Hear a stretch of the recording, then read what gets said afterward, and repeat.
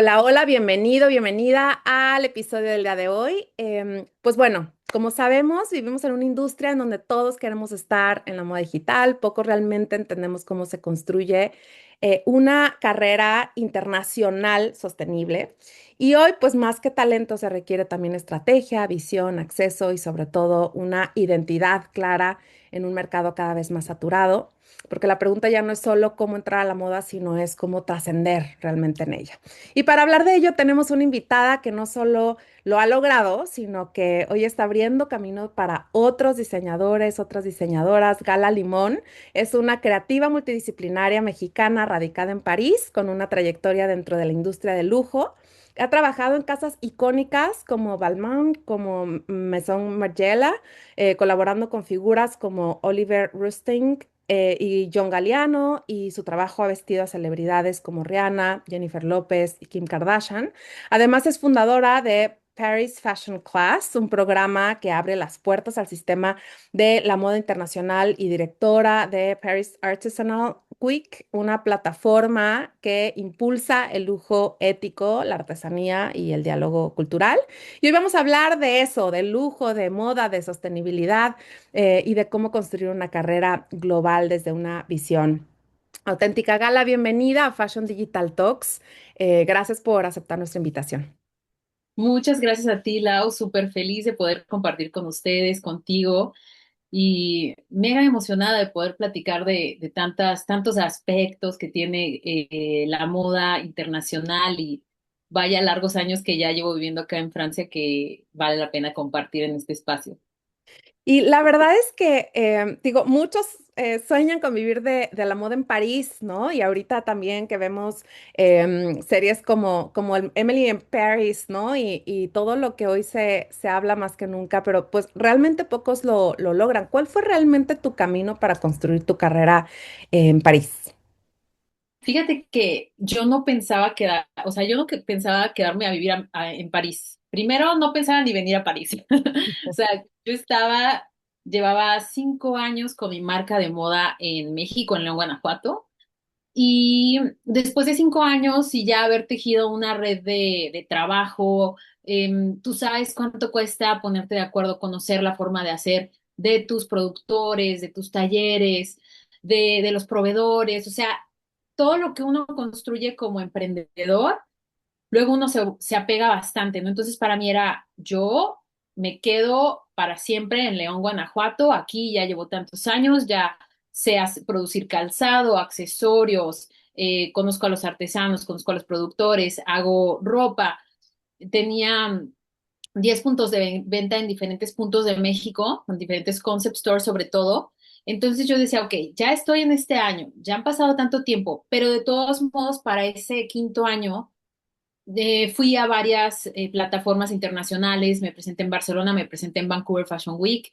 Entonces, todos estos fueron detonantes para que yo dijera, acá me falta algo, porque todo marchaba sobre mis hombros. O sea, todavía no saltaba un punto en el que yo ya podía crecer mi equipo de trabajo y todo esto, pues por lo mismo, ¿no? De cuando hablas de un modelo de negocios, todo lo que necesitas no es solo tú hacerlo bien, es que existe también una economía que pueda acceder a la compra, que puedan permitirse espacios donde tú puedas posicionar tu producto más, o sea, terminé dándome cuenta que yo necesitaba irme.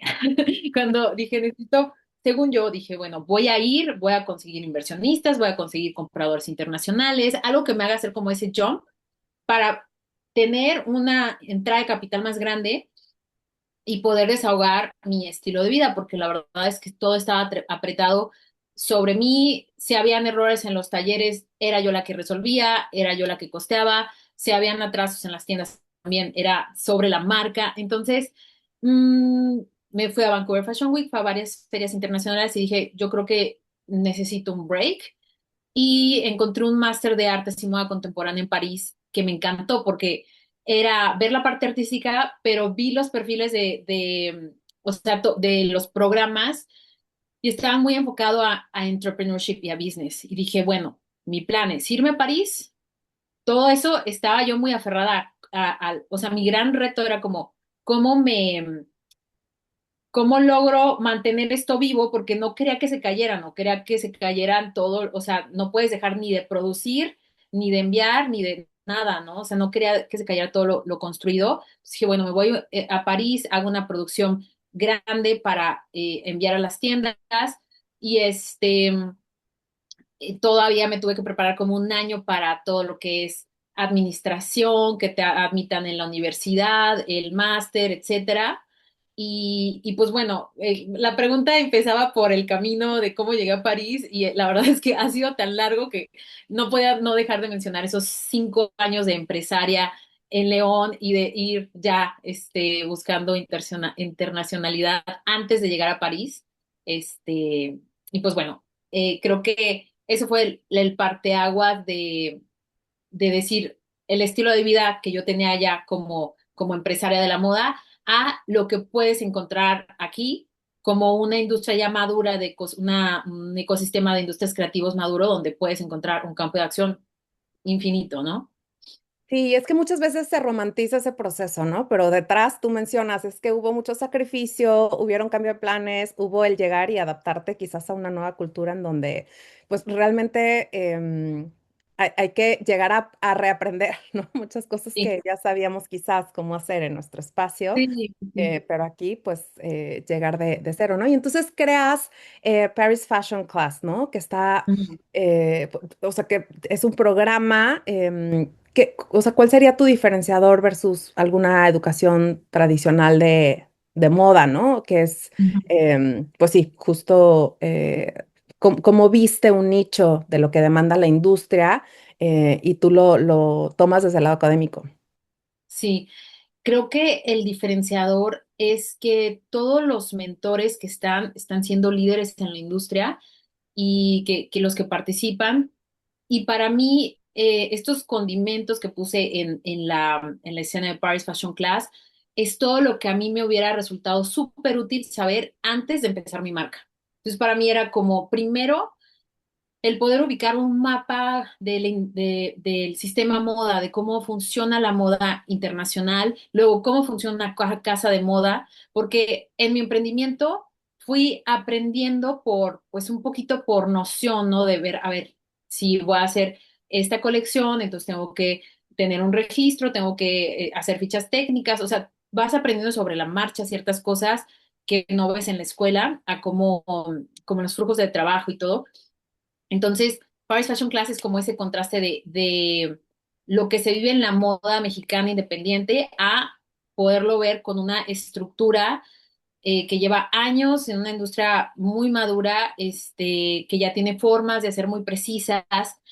Entonces, presento los campos laborales. Cuando tú eres diseñador de moda, a veces te casas con la idea de que vas a diseñar, cuando ahorita esta figura se ha evolucionado tanto y está mucho más, a veces más inclusive rentable como negocio, el ser stylist o que tu marca sea upcycled, que no es una construcción de cero, que tiene otro tipo de autoría inclusive, ¿no? Porque ya no eres el que concibe todo de cero, sino a veces solo intervienes o solo mutas las prendas. Entonces, hay figuras en la moda tan nuevas y que siguen surgiendo que para mí Paris Fashion Class se trata de eso, de esta visión que a mí me fascina de transformación y que estamos en esta ola de cambio, entonces soy una gran observadora de los sistemas, entonces a mí me gusta por esta curiosidad ver quién está haciendo las cosas diferente, quién está marcando liderazgo en sus áreas e integrarlo al programa. Así que es algo como súper valioso que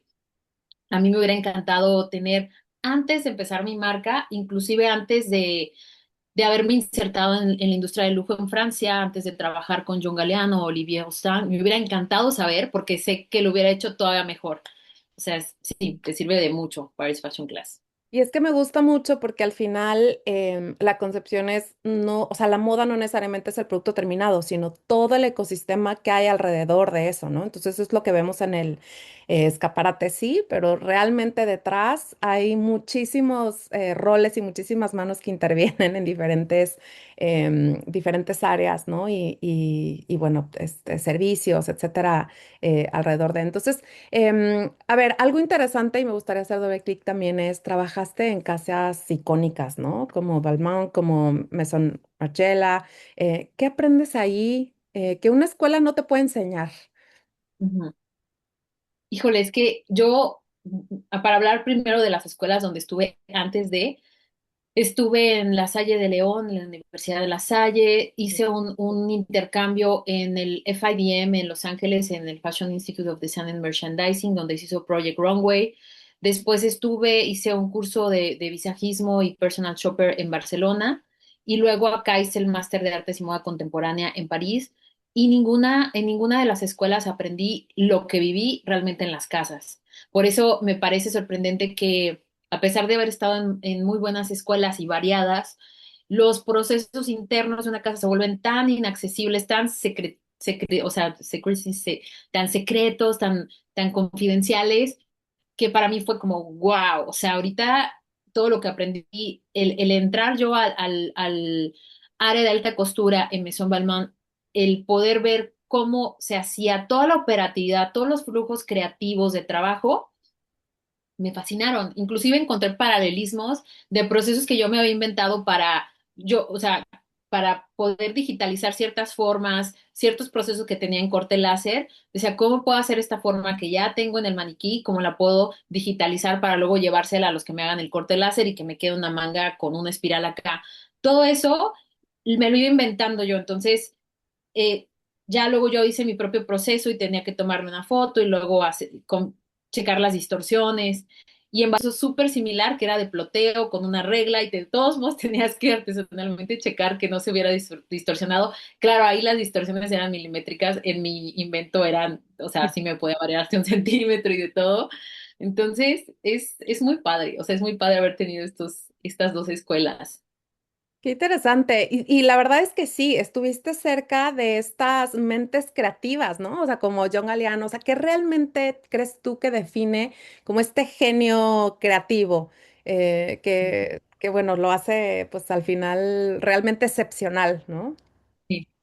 Es muy divertido porque cuando los conocí y pues que diario estaban ahí, sobre todo Olivier, que era mucho más presente, John Galliano tenía mucho más agenda, entonces de repente se iba mucho tiempo y estaba, yo no sé dónde, no sé dónde, yo estaba, ¿qué está haciendo? Mínimo a Olivier yo podía verlo, que estaba, o sea, como estaba todo en el mismo edificio.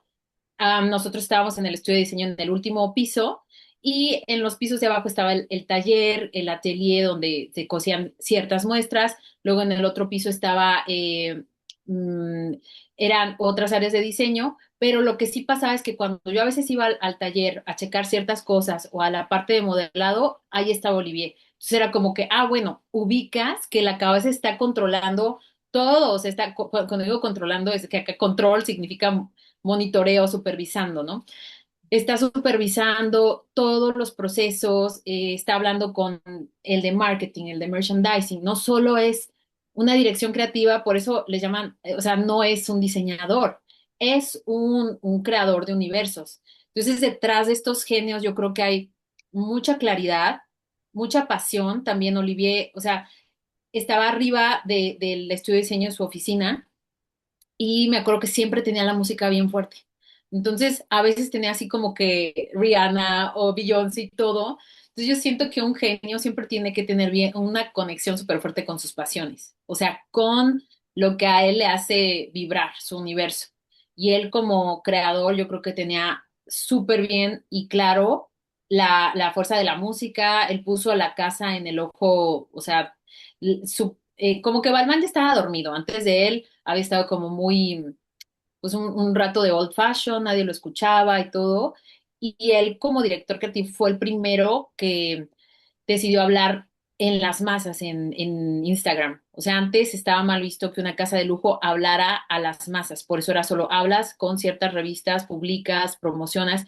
Y él fue el primero que lo hizo y tenía una visión enorme de lo que venía y aparte estaba bien joven, tenía 23 años, entró de 23 años como director creativo y entonces detrás de un genio creativo yo creo que también O sea, una parte está el mito, una parte sí está el mérito, ¿no? De que claro que hay gente que es muy, muy creativa, que tiene mucha visión, pero luego está todo lo que es, o sea, porque luego, ay, es que se me fue como va ese dicho, pero dicen, es que cuántos, Einstein, Olivier, cuántos genios no hay que no tienen las oportunidades Ya. o sea, para que su genio brille, ¿no?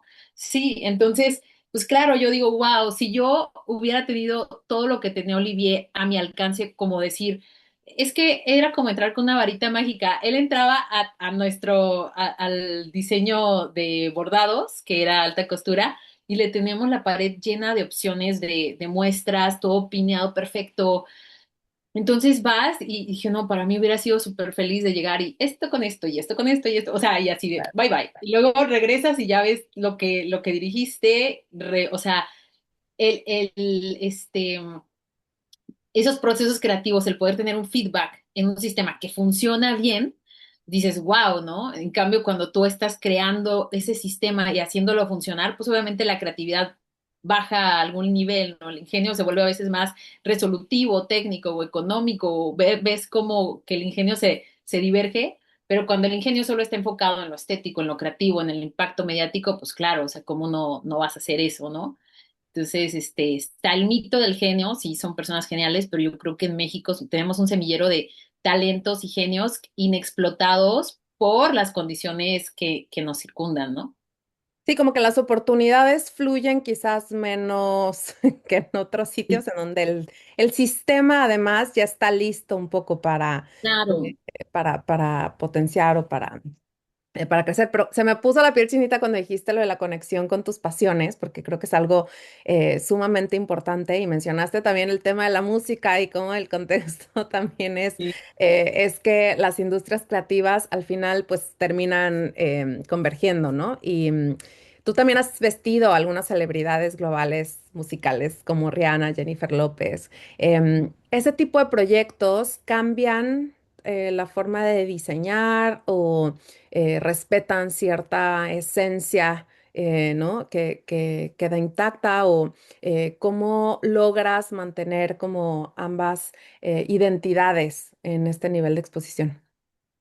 Fíjate que a mí sí me cambió porque en mi primer proceso de diseño, que era totalmente comercial para pensado para una población en León, Guanajuato, en México, pues uno se acota mucho a poner ciertas cosas, o sea, el diseño está como muy, muy atenuado, ¿no? Tiene que aterrizar mucho en lo comercial. Pero cuando tú diseñas para una celebridad y sobre todo para una Met Gala, para un show, tienes un campo creativo amplísimo. Y cuando también trabajas con una dirección creativa, es diferente que yo lo hubiera hecho directamente Gala Limón para Rihanna, que cuando tienes Gala Limón con dentro de John Galliano para Rihanna, porque entonces ya es como John Galliano tiene una propuesta, nos da ciertas indicaciones y nosotros tenemos que aterrizar con varias ideas que vienen de ello. Entonces diseñas con una dirección creativa fuerte, tienes espacio y luego también te da el feedback la artista. La artista ya regresa contigo y te dice, sobre todo el stylist es el que te va diciendo, o sea, hay tantas cabezas que ya el diseño ya no es de una sola, ¿no? Y realmente es coautoría porque todos estamos poniendo información en esa obra final. También el stylist, no siempre, a veces tienen stylist donde el stylist tiene mucha más creatividad que el artista, o a veces hay artistas como Lady Gaga que ella sí tiene como más creatividad y a lo mejor el stylist es solo un mero soporte. Hay proyectos donde te dan más campo de acción o más espacio de creatividad porque ya te tienen más confianza.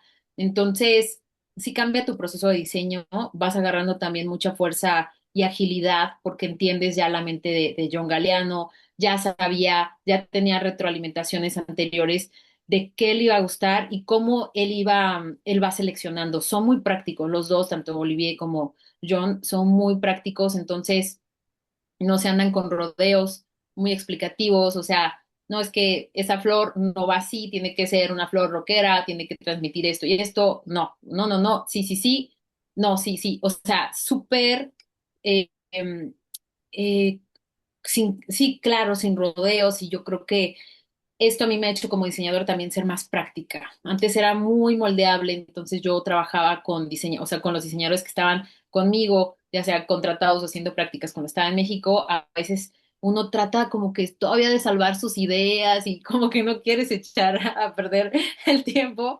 O sea, como que, ay, sabes que duró toda la tarde y no quedó y quedó bien horrible.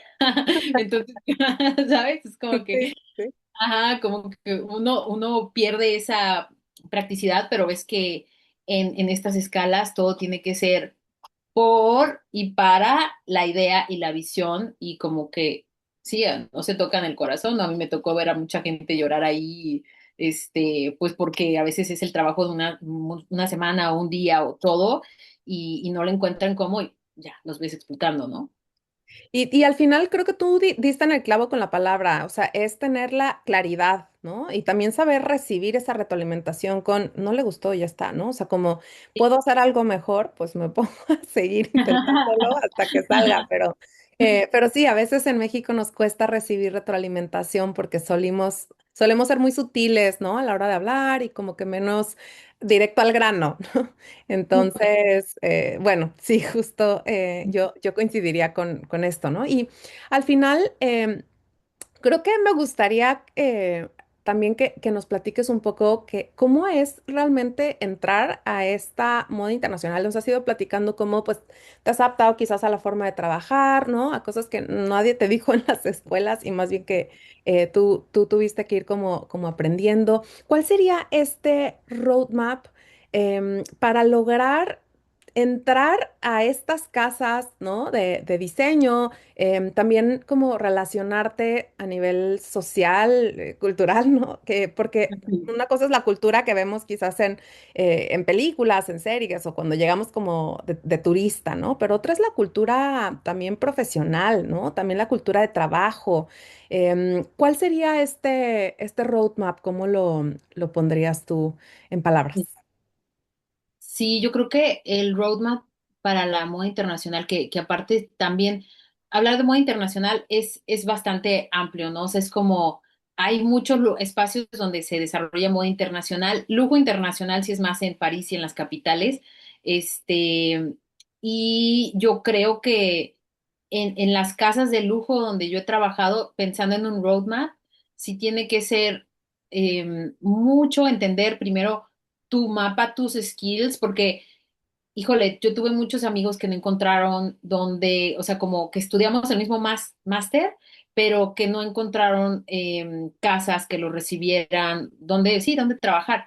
Entonces, yo creo que dentro de ese roadmap tiene que estar primero tu autoconocimiento, o sea, tú que conozcas tu valor, tus competencias, tu autoestima profesional, más tu autoestima como persona, que esté diferenciada, porque a veces estas se entremezclan y cuando no tienes la autoestima profesional, si tu autoestima personal está basada solo en la profesional, estás en el hoyo, porque acá se te rompe el corazón mil veces, o sea, te dicen que no, te dicen feo, o sea, la cultura sí es muy distinta, es muy directa, entonces tienes que como que poder tener tu valor personal como reforzarlo, ejercitarlo y ese también, ese roadmap de cómo funcionan las cosas acá, los códigos culturales, que para mí fue mucha investigación, mucha pregunta, mucho acercarme a personas y iba a conferencias donde me acuerdo perfecto antes de entrar a Balmain,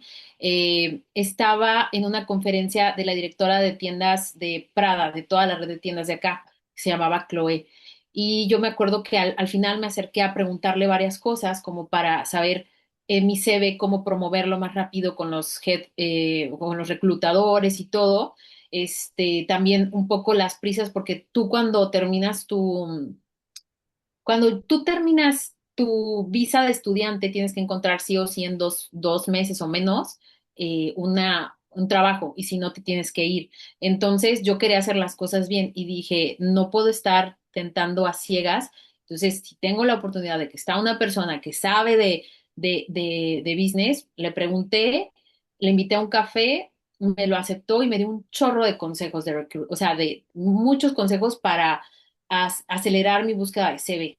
o sea, perdón, para favorecer que mi CV no se perdiera, porque me dijo, no, o sea, es que sí te llegan, sobre todo en las casas de lujo, 300 solicitudes al día. Leen las primeras 50 y se quedan con las primeras 50 y dan cita a 4. Entonces, ¿cómo te vuelves competitivo, no? Entonces tu roadmap tiene que saber, tiene que tener estrategia, no puedes tener solo el puro sueño, que claro, el sueño te lleva hasta cierto punto a lograr cosas, ¿no? Y la fe, porque creo que el sueño, sin tener como la fortaleza interna, la espiritual, personal y todo, te va a llevar a la esquina, ¿no? El sueño solito te lleva a la esquina y ya, pero todo lo demás, esa capacidad de investigación, de curiosidad, de aventarte, de ser valiente, yo creo que son cualidades que tienes que tener en ese roadmap. Y, y bueno, y también creo que, por ejemplo, en Paris Fashion Class, el que puedas entender cada perfil que tiene, o sea, cada campo de acción que abarca, que es lo que también hemos buscado dar y aclarar, es cómo funciona el sistema para que tú sepas qué deseas, porque cómo vas a desear trabajar en un lugar que no sabes cómo funciona. Entonces, claro, yo sé el proceso de diseño, pero ya a lo mejor si me hubieran dicho que era trabajar para Balmain pues, y no me lo contaran así como, o no lo hubiera idealizado como en la escuela, pues a lo mejor digo, zafo, ¿no? Porque pues, y la verdad que aprendí muchísimo, pero como estudio de diseño éramos los que más tarde salíamos. Éramos el único estudio de diseño que como está sujeto más a las validaciones de celebridades que están en todo el mundo, pues a veces terminas yéndote a las 11 12 de la noche. Y en otros estudios, o sea, yo veía que los del taller se iban a las 5, los de denim se iban a las 4. Y yo dije, ay, pues yo hubiera esperado hasta que saliera un trabajo en una de esas áreas en vez de, en vez de algo tan De trasnochado, batallar. ¿no? Sí. No, y la Sí, verdad es que algo que me gusta mucho de lo que mencionas también es como mantenerte con esta mente abierta y activa, de decir, sí, o sea, esto es lo que quiero, esto es lo que, o sea, ya tengo la mente en ello, pero no perder de vista que al final, pues hay que, o sea, hay que entender que no lo traemos ya todo, o sea, que hay muchísimos expertos alrededor que nos pueden dar estos hints, ¿no? Este fast pass, ¿no? Como sí, para sí. poder realmente alcanzarlo un poquito antes, ¿no? O un poquito, o sea, con un poquito más de seguridad o certeza. Entonces, yo creo que eso, mantenerte con esta curiosidad, mente abierta, también me refiero a que no creas que lo sabes todo ya porque tomaste un máster, un curso, un lo que sea, ¿no? O sea, es como, no, hombre, o sea, es el mundo profesional está abierto de oportunidades, pero también abierto de muchísimos retos y competencia, ¿no? Entonces me gusta muchísimo lo que mencionas y creo que algo también interesante que es más fuerte en otros países quizás que en México aún, yo aquí lo veo muchísimo en Canadá, por ejemplo, es el tema también de la responsabilidad y este espacio como o sea, de lujo ético, temas de sostenibilidad, ¿no? Entonces, ¿cómo defines tú hoy este lujo ético en donde pues la moda ya no solo es la estética, sino también esta otra parte que el nuevo consumidor está súper consciente, te diría yo, ¿no? Ujú. De qué es lo que consume y el por qué. Sí, totalmente. Yo creo que aquí en París pues se reconoce sobre todo como una ciudad de lujo. Y aquí entra en la ecuación algo nuevo que entra pues, más en la discusión de nuestros días, que es ético, ¿no? O sea, ¿de qué sirve el lujo si no es ético? Y quién puede quién puede tener la capacidad más de construir algo ético que el lujo? O sea, el lujo tiene que tener, más bien el que debería estar más, pues observado, ¿no? Porque no tiene motivos para decir, ay, no estoy haciendo las cosas bien. Dices, a ver, mi rey, si tienes toda esa capacidad de creación y narrativa, pues tienes que tener también esa responsabilidad social. Y para mí el lujo ético tiene que empezar por cómo cuidas al planeta y cómo cuidas a las personas que están trabajando en tu sistema de producción. Y después ya, ok, el glam, la narrativa, los materiales y todo eso, pero para mí el centro y el foco de lujo ético es esta cadena de valor humana que creo que es lo más importante que existe, ¿no? El cuidado del planeta, el cuidado de los seres vivos y la construcción de comunidades, de tejido social. Entonces, el lujo ético creo que no solamente irradia la moda, sino irradia todo el estilo de vida. Todo puede ser lujo ético, o sea, la comida, la cocina, los barrios, el urbanismo, o sea, todo tiene que tener esta capacidad de volverse ético. Y cuando pienso en lujo, ahorita también pienso mucho en el tiempo. Somos una sociedad que ha sido acelerada por la modernidad y los sistemas de producción y el capitalismo sin regulación que pues eso ha roto, ha enfermado los cuerpos de la tierra, los cuerpos humanos, o sea, cada vez vemos más casos de cáncer, de enfermedades autoinmunes. Entonces yo creo que no hay una conciencia que se genere sin todo esto que estamos viviendo, que son muchos golpes de desestabilidad eh, política, en la salud. Entonces, para mí el lujo ético creo que es una responsabilidad con las personas, con la tierra y, y con cómo generar esta nueva ruta donde nos habíamos ido a solo consumir, sino a decir, bueno, produzco desde la conciencia y consumo desde la conciencia. Sí, que esa es como la utopía, ¿no? O sea, que también haya como más información de ambos lados que nos ayude, pues sí, como a crecer en nuestros objetivos, ¿no? Y realmente hoy creo que más que nunca se está logrando. em, Aquí pasa algo muy, muy curioso, pero justo aquí pues todo el tiempo se está hablando de sostenibilidad, de slow fashion y demás. Y en el último Vancouver Fashion Week, justo algo que sucedió es que iba a abrir una empresa pues de ultra fast fashion, ¿no? Y hubo una queja pública, o sea, un reel en concreto, hizo que cancelaran el show, porque realmente hay tanta fuerza, ¿no? Del lado del consumidor que dicen, a ver, o sea, entonces, ¿qué conversación, en qué conversación estamos? ¿En dónde estamos perdiendo, ¿no? Como los valores que tanto hemos venido posicionando, ¿no? Y tanto nos ha costado, porque además, pues es un esfuerzo a nivel cultural, ¿no? O sea, a nivel, ok, entre todos, reunámonos para, ¿no? Sí. Ir hacia la derecha o hacia la izquierda. Entonces, sí, me parece algo muy importante y que no puede dejar de estar en la conversación. Y además tú, por ejemplo, estás impulsando esta producción artesanal con Paris Artisanal Week.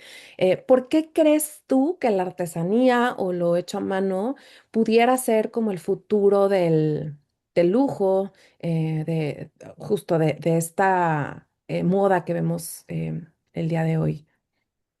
Yo creo que como la base de la artesanía está en el ADN de todos los seres humanos, o sea, todos tenemos como esta conexión con el hacer manual, o sea, con estos procesos que te traen a una presencia directa. Cuando tú estás haciendo en esos ritmos, puedes llegar hasta estados de mucha paz, de mucha contemplación. Por eso el artesanado en nuestras culturas y nuestras cosmogonías ancestrales tenía un lugar de ritual, era un lugar de conexión con Dios y es un lugar todavía donde sirve para conversar y como hacer tejido social. Son rituales que unen a la familia, que unen a las mujeres. Entonces, el artesanado es el presente, es el futuro y también es la solución porque tiene toda esta conexión con la tierra que es a la que necesitamos regresar, esta conciencia. Y Paris Artisanal Week es eso, está construido desde la visión de favorecer no solamente los oficios artesanales y el hacer artesanal de oficios, sino también el ancestral que tiene toda esta transmisión de saberes y esta ancestralidad, esta mística que es vital para nuestros días, ¿no? Esa conexión con nuestras comunidades. Y Paris Artisanal Week también estamos organizándola con la Sorbona de Francia. Entonces estamos preparando días que estén dedicados a conversar, a dialogar sobre el hacer artesanal, sobre el comercio justo, la ética, las manos que tejen el territorio, el lugar que toma el artesanado en la defensa del territorio, porque más del 80% de las zonas de biodiversidad, salió en 2025 en un reporte de la UNESCO, más de 80% de la biodiversidad está protegida por comunidades indígenas, en su mayoría que trabajan en el artesanado. Entonces, para nosotros favorecer que el artesanado se integre adecuadamente a los flujos de comercio internacional es favorecer también a que tengan esa autonomía y esa economía y soberanía para defender los territorios, sus espacios. Y otro aspecto también es importante es que, pues bueno, bueno, es el 80% que favorece a la protección de los territorios y es tan solo el 1% de la población indígena en la tierra. Entonces, para mí esto es como que a quién le toca proteger los espacios, la Amazonía y todo, al 1% o a la gran mayoría, ¿no? Entonces, para mí creo que como directora de la plataforma Paris Artisanal Week, nosotros somos bien conscientes que todos tenemos un rol y nuestro rol es de conectar. Nuestro rol en el epicentro de la moda y del lujo es conectar con nuevas formas de imaginar modelos de negocio bien estructurados, alianzas claras, transparentes. Ha habido en Francia siempre un amor al artesanado y ha habido también muchos desaciertos, casos de casas de moda que trabajan con colaboraciones con artesanales que luego las critican mucho porque no se hicieron asertivamente. Entonces nosotros dentro de estos conversatorios queremos ponerlo en la mesa, ¿no? Decir cómo sí, o sea, sí se hizo mal y hay que reconocerlo porque se hizo mal, dónde están las dinámicas de poder que no son justas y cómo sí se pueden favorecer las formas que sí sean justas y las personas que vengan a hacer esos conectores, ¿no? Entonces, Paris Artisanal Week tiene esta parte de conversación, tiene la parte de exhibición artesanal, donde se muestran los trabajos de territorios, de marcas artesanales, y también desfiles de marcas de moda que ya tienen nuevas interpretaciones de artesanado, colaboraciones con artesanos. Por ejemplo, se presenta a Carla Fernández, que es súper gran exponente de la moda artesanal y de esta responsabilidad social desde hace muchos años. Así que pues para nosotros tener esta plataforma en París, ser fundadores, que todos somos en su mayoría latinos o eurolatinos o europeos, pero con amor a Latinoamérica, que estamos insertados en el lujo, en la moda, en la hospitalidad, pues bueno, es maravilloso poderla iniciar acá. Sí, es que no puedes hablar de, o sea, por ejemplo, en este caso tú que vives en el extranjero, pero al final tienes como tan clara tu cultura, ¿no? Y entonces, cómo también estas relaciones interculturales y convergen también en el tema de moda, también hablábamos como mucho de moda desde el punto de vista artístico, creativo, ¿no? Pero me gusta mucho también que le metas el ingrediente de la espiritualidad, ¿no? Y cómo tú también necesitas tener como esta fe, fortaleza interna, ¿no? Y a su vez, cómo también el trabajo artesanal estaba relacionado con esa conexión que tenían quizás también con una deidad distinta. Entonces, algo que me parece muy interesante es justo el cómo influye, ¿no? Esta identidad, ¿no? En este caso tuya, mexicana en lo que haces en un entorno tan global, ¿no? En donde pues justo hoy en día realmente lo que necesitamos es o sea, volvernos auténticos, ¿no? En medio y relevantes en medio de esta competitividad tan grande, ¿no? Entonces, ¿cómo consideras tú que respetas o provocas esta identidad mexicana en lo que haces? Sí, yo creo que como que lo mexicano siempre se sale o sea, te sale en lo que menos te imaginas que te va a salir, pero para mí lo mexicano es como lo más ingenioso. O sea, esa parte que digo, ay, mira, ¿cómo se me ocurrió esto? O sea, de verdad, el ingenio mexicano es algo, es algo muy único y muy cierto, que tenemos mucho ingenio, mucho sentido del humor, que para mi marca eso ha sido siempre como una clave. Me gusta mucho jugar con los códigos, con las imágenes, con poner cosas donde no te las imaginas o hablar de temas que a veces no se conectan. Y tengo un amigo que es ingeniero neurorobótico, que él vive en Japón, se llama Cristian Peñalosa, que me decía, es que los ingenieros mexicanos cuando vienen a Japón siempre llaman la atención porque tienen una forma de resolver que es como que ay, es que se salen tanto de la caja. Yo digo, pues yo lo veo también acá como que siempre resolvía fuera de la caja. Yo acá, digamos, en la cultura de trabajo de acá, sí decían, ay, no lo habíamos visto por ahí. Y para mí es esa ligereza con la que podemos empezar o más bien resolver ciertos problemas, ser capaces de reírnos de las cosas y es la manera en la que, o sea, creo que no, no puedes no destacar siendo mexicano porque hay mucha originalidad en nuestra cultura. Sí, sí, sí. Sí, y eso que mencionabas, yo tenemos la forma de llamarlo como una mexicanada, ¿no? Porque incluso es algo tan creativo que dices, pues mira, tachó el problema, pero al final lo resolvió, ¿no? Entonces, sí, sí, ahora que lo describes, justo. Y también, y ya para ir cerrando la conversación, hoy en día, pues estamos inmersos en la tecnología también, ¿no? Que hay quienes dicen que justo es la antítesis quizás de algo, pues, hecho a mano, ¿no? De algo mucho más pues sí, terrenal. Tú hablabas también de esta conexión con la tierra y demás. Entonces, no podemos dejar de hablar de las redes sociales, ¿no? ¿Qué diferencia alguien con talento de alguien que realmente construye como una carrera sólida también hablando un poco de cómo seguirnos posicionando también a través de estas redes sociales y tecnología? Sí, creo que las redes sociales nos aceleran tanto que es bien fácil perderse a sí mismo y el por qué estás haciendo o el goce de las cosas. Entonces yo creo que en esta aceleración hay muchos que no se dan cuenta que se fractura como los procesos naturales de sinapsis del cerebro, de creación, de consumo, digital.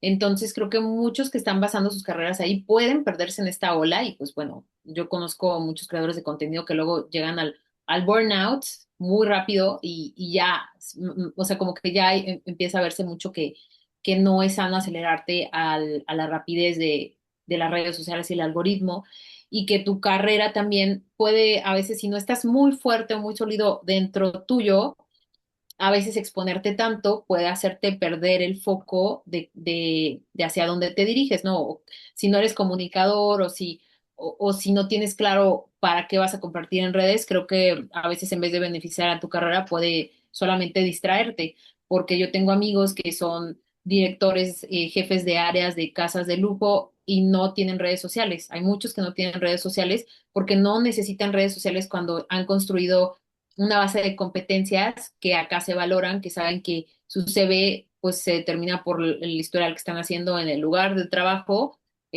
con cosas sólidas y que los van a recomendar y que pues tu trabajo habla por ti. Entonces, creo que a veces la red social distrae mucho de crear, o sea, la red social virtual distrae mucho de crear relaciones sociales profundas en el mundo real. Y en esas son en las que más uno tiene que invertir. También igual, o sea, en Paris Fashion Class eso es lo que creemos, ¿no? Se hacen vínculos cercanos y en nuestros grupos se hacen de grupos de 15 personas y pues recién tuvimos acá un grupo de 15 donde pudimos platicar todas y conocernos a fondo y saber qué nos importa, qué nos interesa, cómo somos, reírnos, jugar, pensar, planear. O sea, todo eso no pasa con una reacción de un corazón o con un repost, o sea, no es lo mismo que ver a los ojos a una persona, de preguntarle, de interesarte por ella. Entonces, las carreras sólidas para mí también se tienen que hacer en base de tus redes humanas. Claro, totalmente. Y hablando como de esta parte también más personal, Gala, ¿cuál sería tu regla de oro para la vida y los negocios? Yo creo que sería irte a hacer lo que más te emocione. Para mí, mi brújula siempre ha sido aquello que me da más emoción, que me hace palpitar el corazón, que digo, esto, ay, a lo mejor se ve más difícil, pero es la idea que más me emociona, ¿no? Desde cuando hacía mis fashion shows, cualquier cosa es como que digo, ay, esto se ve más fácil así, a lo mejor puedo estar diseñando una falda y el cierre era lo más fácil de hacer.